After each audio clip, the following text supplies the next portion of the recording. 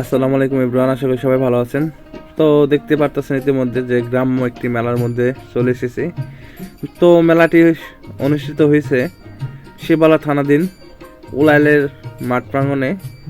এটি একটি খাজা পীরের মেলা আর কি। খাজার ওই উপলক্ষে আর কি গান বাজনা দিয়ে থাকে। গ্রামীণ বাউল মেলা যাকে বলি আমরা, বাউল গান, বিচার গান, এই সব কিছুই হয়ে থাকে। তো মেলার প্রত্যেকটা স্টলে ঘুরে ঘুরে দেখানোর চেষ্টা করতেছি বা ভিডিও করলাম।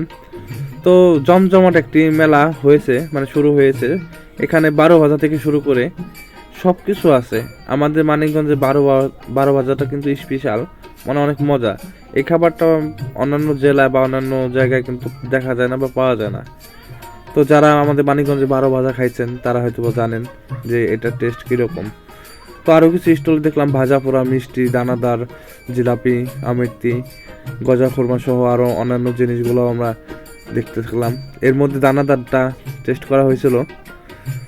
তো মেলার যে ডেকোরেশন বা প্যান্ডেল স্টেজ যাকে বলি, তো এই স্টেজটা অনেকটা সুন্দর হয়েছে। আসলে গান বা অনুষ্ঠান দেখার সুযোগ হয়নি, তার আগে আমরা চলে আসলাম। তো মেলায় আমি আর আমার ভাতিজা রাতুল প্রথম দিকে গিয়েছিলাম, পরে তানবীর ভাই সহ মিজান ভাই ওনারা আমার সাথে জয়েন করে।